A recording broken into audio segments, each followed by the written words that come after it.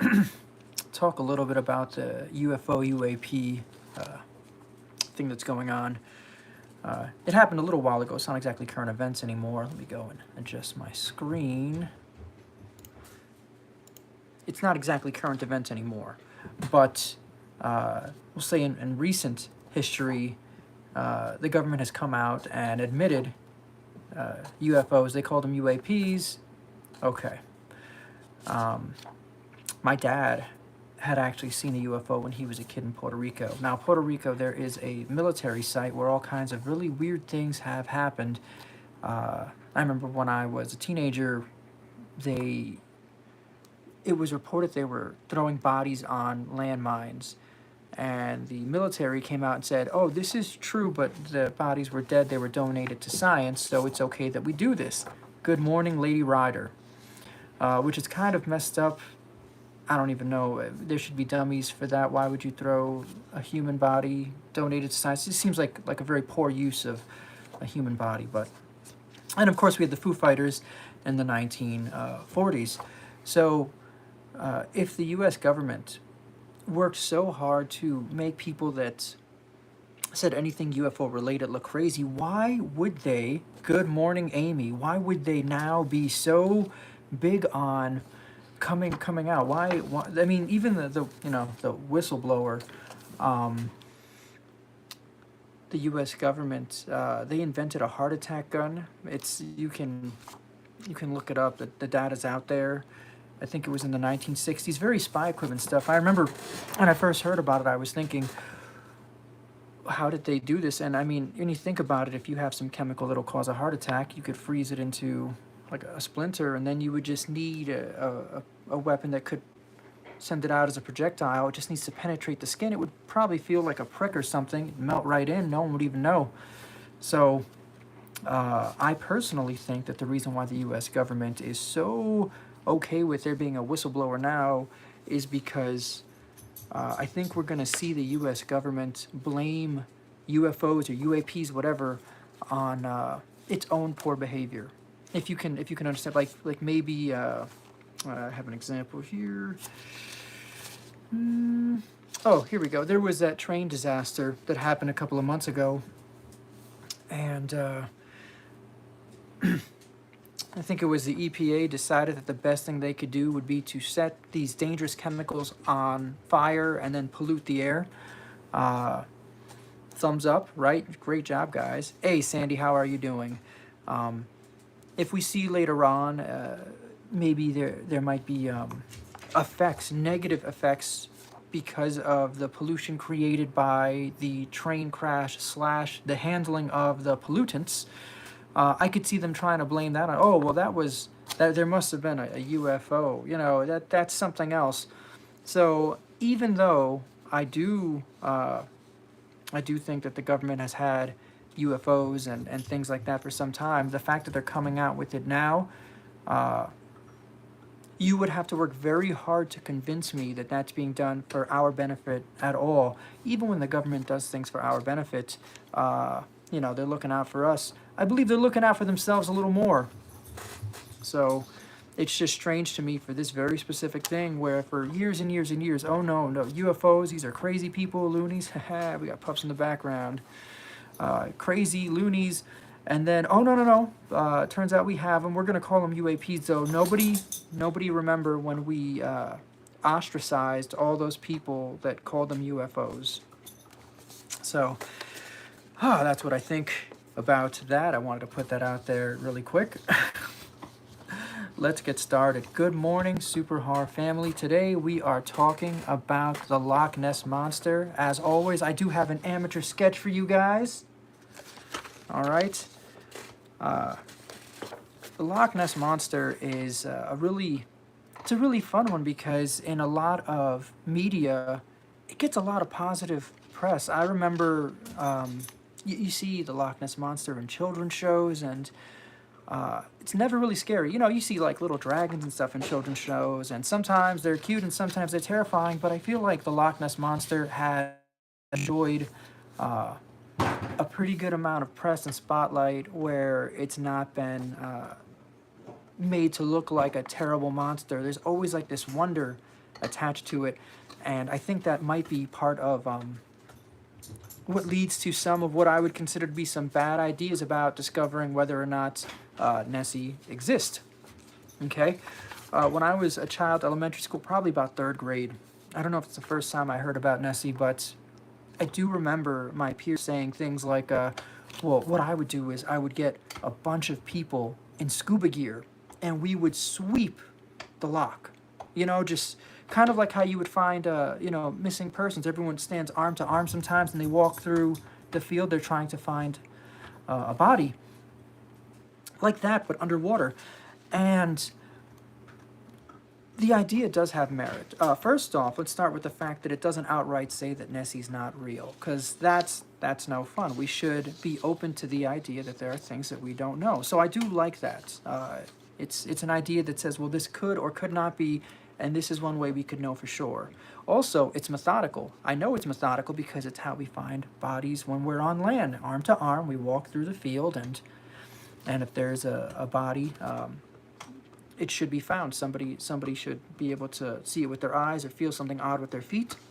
So those are some good points for this idea. But there are some really bad points to this idea. Okay, first off, it's potentially extremely dangerous. Nessie is a giant sea monster, right? Now, it doesn't. There are large herbivore animals, right, that might not harm us. We don't really know with Nessie one way or another, do we? So putting that many people, it's just, if Nessie was real, that would be dangerous, right? At a minimum, it would be dangerous. And also, we can't really tell how feasible this is. The loch has been scanned uninvasively by every scan we have available now. While reading about this, I did receive more information, which was very cool. They're actually DNA testing the water in the loch to see if they can find Nessie DNA, right? But I don't even know what that would look like. Maybe the scientists have some idea, and they found all kinds of things that maybe they weren't expecting. That was according to the article that I read. It's like, wow, this is very interesting. I guess they expected it to be simpler, right? It is cool. It's very cool, Amy. So that's nice that we have some scientists that are doing that. And the nice thing about specifically Nessie explorations and these ideas is that they can lead to a better understanding of the loch and then other bodies of water, right? Any effort that we put to investigating the loch, we can use to investigate other things. And as crazy as I've heard it a number of times, I don't even know how much I can believe it, but maybe I do. I've heard a number of times that we know less about our ocean than we do about outer space. That's insane to me, because the ocean's right there, but there's so much pressure, and there are parts of it where the water is so hot, it's boiling all the time. They found bacteria there. That's an insane thermophile right there. To find something that can live in an environment with that much heat and pressure. When we want to sterilize something among we're humans, if we use one way of doing it is an autoclave, and that is heat and pressure being applied. Hey, pups. That's heat and pressure being applied to the point where it kills everything. That's Fiona. Fiona. She wants to play with her sister. So overall, that plan does sound pretty good. It's not the worst thing I've ever heard. But now we actually have better tools. When I was in third grade, that was so long ago, decades ago, we have drones now, and there are underwater drones. Fiona, come here. Come here. You want to be on TV? You want to be on TV? No, you're shy? Okay. Okay. We have drones. Drones.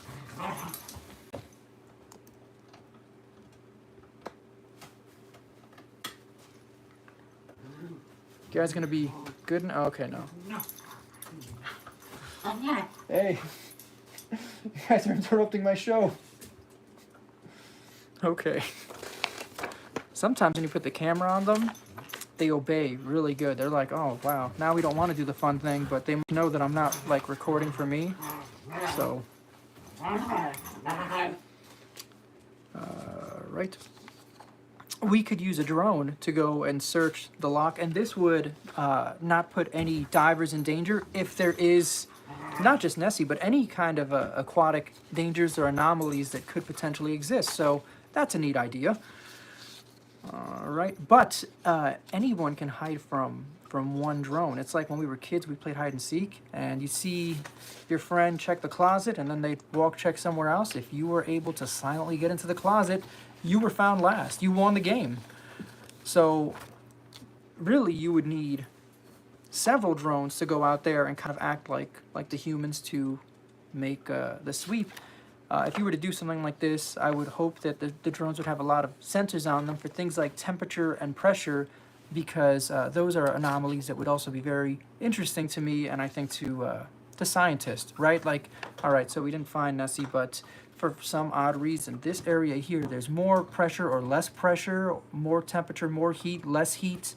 That would be potentially valuable information. So. But even if we went through with a bunch of drones and they were all manned and being watched all the time, and they swept through essentially the drone version of arm to arm, right? I still could not accept if it was just a no. I mean, oh well, no, we did that and Nessie's not there. I still can't accept that, and the reason why is because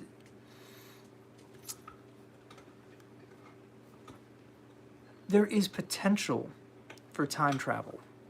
Okay, let's go and talk Nessie's history. Nessie looks like a dinosaur, right? An out-of-place dinosaur. So, and being so big, you'd think it'd be easy to find. So if it's that big, and there are, again, we have the cluster sightings, which happens with a lot of cryptids. I brought that up with Bigfoot. We have cluster sightings, and so there's several people seeing, and then nothing, and then several people. But there's no place for Nessie to migrate to, right? We would see.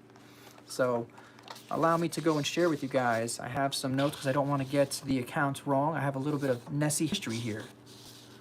Shouldn't Nessie be really old now? Oh, Sandy, wait till this is very exciting stuff to me. Wait till we will address that.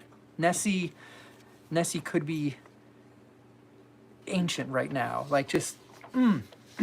All right, so the story of Nessie goes way back. The first recorded sighting that I know of, okay, there could be other ones, but the first one I know of is said to be around 565 AD by Saint Columba. It's documented Saint Columba encountered Nessie in the river Ness and somehow subdued her. Okay, you can actually look this up and you'll find it. According to the account, while standing upon the bank of the River Ness, which flows out of the Loch Ness in northern Scotland, Columba contemplated the best way to cross to the other side. As he considered the problem before him, he came across a group of heathenish Picts who were busy burying a friend who had been attacked by an enormous water beast while swimming in the river. I think one of the website that I guess like some Catholic Stories website, because St. Columba. When Columba got the gist of the story from the assembled mourners, he laid his staff across the dead man's chest, and miraculously the man stood up. Against common sense, Columba ordered Brother Mokumin, one of his fellow monks, to swim across the loch and bring back a small boat, known as a cobble, which was moored upon the other side. Without hesitation, the monk stripped off his tunic, and immediately jumped into the water. The monster, alerted by the splashing, surfaced and raced towards the hapless monk, eager for a bite. The monster roared and darted towards the swimming monk, with its mouth wide open, as Mokumin was in the middle of the stream. Everyone on the shore cried out, hoping to warn the monk of his impending doom. However, Columba was unmoved. Instead, the saint stepped forward boldly to the edge of the loch and made the sign of the cross while invoking the name of the Lord, and in a commanding voice said, "You will go no further. Do not touch the man. Leave at once." Even though the monster was no more than a spear's length away from the swimming monk, at the sound of the saint's words, it stopped and immediately fled the scene, terrified. As Adam Nan described it, the monster moved more quickly than if it had been pulled back with ropes. The monster quickly absconded to the depths of the loch behind him, allowing the monk to paddle the boat back unharmed. Everyone, including Nessie, was astonished. I mean, it's a little bit of... if the heathens at the funeral weren't sufficiently impressed with Columba bringing their friend back to life, they were thoroughly impressed with how the monster obeyed the saint. Okay, so that is the first account. That was 565. That was the year. One moment. These papers are very sticky. Here we go. Got another illustration, but we'll get to that later. We're going to be doing science. A little bit of science, not too much science, some science. Then, hundreds of years later, in 1933, Nessie hits headlines again. A couple driving near Loch Ness reported seeing Nessie like on the land going back into the loch. And then 1 year later is where we have that famous, it's called the surgeon's photograph. And that's the one everyone is familiar with. It looks like this, very shadowy, silhouette-y. Okay.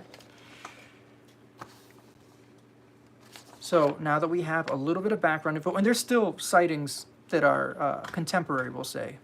Okay, so we still have some contemporary sightings, but we're going to use these three. I had to bring up the famous photograph, of course, but even Nessie coming a year earlier and making headlines is, in my opinion, noteworthy. We're going to take the smallest break from talking about Nessie to talk about Albert Einstein. Okay, so a little bit of science. I do have some pictures. Actually, I have one picture, and I drew it poorly. Papa Bones doing his best. Albert Einstein spoke about wormholes or space-time bridges. In doing my best to explain or describe this for you guys, remember, I'm not Einstein. I'm a person that lives in the mountains, and I use wood to heat my house, like if I was 100 years ago. So, you know, just a little bit of perspective. But I'm going to do my best to explain this. Actually, I'll use this piece of paper first. The first thing to understand is that Einstein said you can imagine time and space as like a trampoline or like a cloth material, right? So kind of like this. And he says when you put something large on the trampoline or material, it bows, right? It would pull down.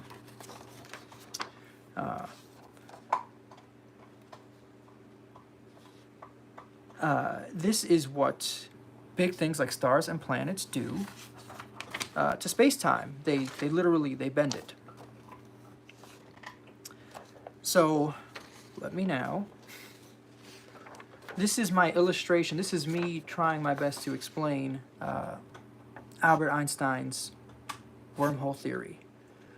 All right, so if we think of time as the black, well, we would think of time probably more as a line, but because we're very small in time, right? So even though we move forward in time, all of us, as far as we know, have been moving forward in time unidirectionally at roughly the same rate since we've been born. But much like the Earth, if you went walking on the Earth, you would assume maybe that it was just a straight line, but it is in fact a circle. It's just the curvature, it's so far away, right, that we're not immediately aware of the curve of the surface, right? So that's what we're looking at here. Black is regular time, or time as we would normally experience it. But if you have these bends in time, right, it is possible to have points in time. These, ideally, they would have touched. They didn't do that here. I do apologize. I drew a dotted red line. You could have 2 points touching that you would not expect to touch. So we have this could be like this could be prehistoric times, right? And this could be year 565 AD. Okay. Uh,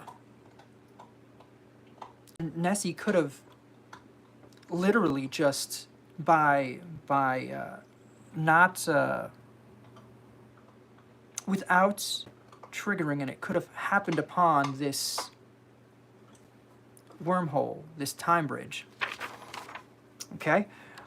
So even though at the surface level, that's the blue X's, at the surface levels where we are, this is what we're seeing. We're seeing this straight line, and these points on this circle, they're almost half a circle away from each other. If you're going this way, it's a little longer. If you're going this way, it's a little shorter. But over here, much shorter. Okay? If Nessie was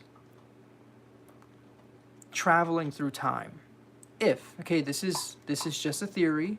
After this video, we have not proven that Nessie is real or that time travel, we haven't, but this is a theory. Okay? If this theory is correct, one of my cheat sheets is,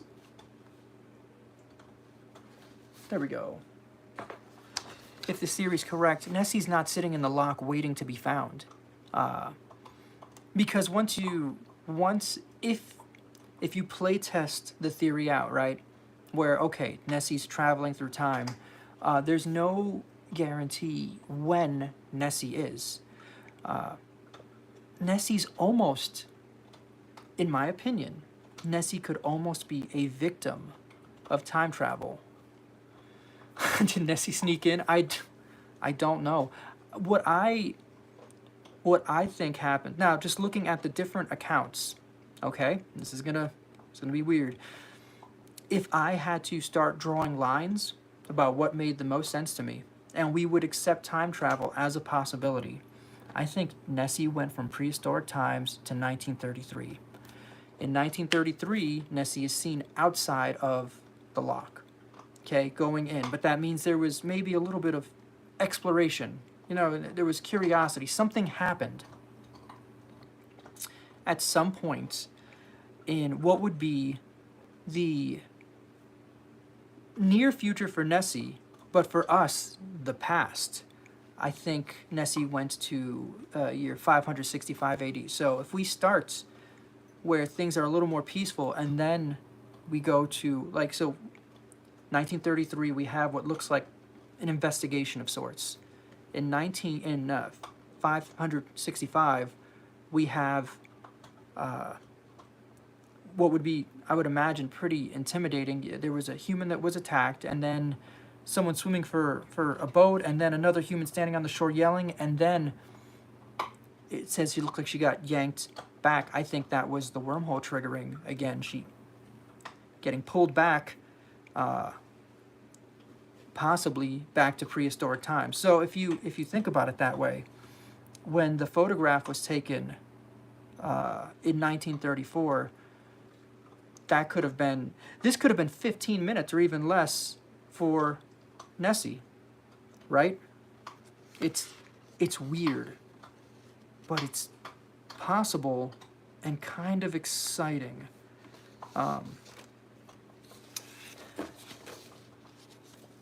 If this is how this happened, okay, and again, we're just theorizing, but Albert Einstein did theorize that time travel would be possible, and wormholes, that was his idea that I'm borrowing, right?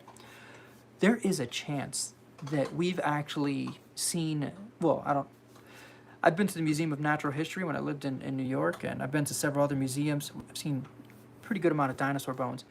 It's possible that one of these sets of dinosaur bones, or dinosaur bones that I've seen pictures of, one of these could actually be Nessie. Because if Nessie was caught in a series of wormholes, starts appearing everywhere, right? But then goes back to prehistoric time. To Nessie, it might look like some kind of psychedelic trip or a series of dreams or hallucinations. To us, it's like Sandy said, wouldn't Nessie be ancient? I don't know what the lifespan of a dinosaur is, but larger creatures generally have larger lifespans. Well, it depends on the gestation period and things like that too. But um, if we just hypothetically said a dinosaur lived 100 years, okay, and Nessie starts time traveling and eventually goes back, dies of natural causes. There's two times then. There's the 100 years where it's her chromosomes. I think they're called sarcomeres. I think the sarcomeres are telomeres. There's stuff on your DNA that kind of tells your age. And if we were to clone an animal, let's say we clone a bear, the bear is old for a bear, and we clone this bear, and now we have the cub. The cub's DNA is the age of the old bear. The cub will die young. So if we did it with a human, like me for example, I'm 39 years old. If we were to clone me, my clone would look like an infant, but it would be 39 years old. If I'm expected to live to 100, right, 61 more years, we'll say, even though that might be being generous, if that's how long my DNA has, that child has 61 years. Same like me, okay? So we have this internal clock that's literally written into our DNA. And then we have the external clock, and it's hard to separate them because you and I have only seen these clocks roughly move in step. But once you consider time travel, Nessie's clock now, like I said, she could be bones where it's like there is no clock, it's finished. But if there was a Nessie sighting tomorrow, that the clock on that sighting, she might have half of her life left. We can't tell. She could have traveled 1,000 years from now and been younger than she is at a sighting tomorrow. So for me, very exciting, mind-blowing. Anyway, that is my thoughts on Nessie and Nessie and Time Portals. I do hope that you all enjoyed it this morning. Oh, hang on one second. I'm going to go and put a link up. I did link to Mike the Naked Bigfoot's channel on the Bigfoot video. If you were looking for that link, it's in the pinned comment now. If you have not seen the calendar yet, it's not as crazy as the last one because I didn't want it to be exclusively super horror show because our fan base is smaller than the amount of people that love all fairy tales. So like we got like Rapunzel and stuff. It's still very nice. I like it. I will be putting a link down below. Oh, this one's one of my favorites. Alice in Wonderland and the Cheshire Cat. Yes. But if you would like to go and help support the channel, I will put a link to eBay in the comments, the pinned comment. Please look out for that. Until next time, I hope you all take good care of yourselves. And if you have any ideas for these talks, I actually do have quite a few, but questions from the audience are always good. Like, hey, I've always wondered about blank, or people have said this about this and that about that, and I think they might be wrong. Or maybe you think they're right. Anyway, yes, Amy and Sandy, I'll see you guys. Much love and good vibes. Goodbye, everybody. You're most welcome.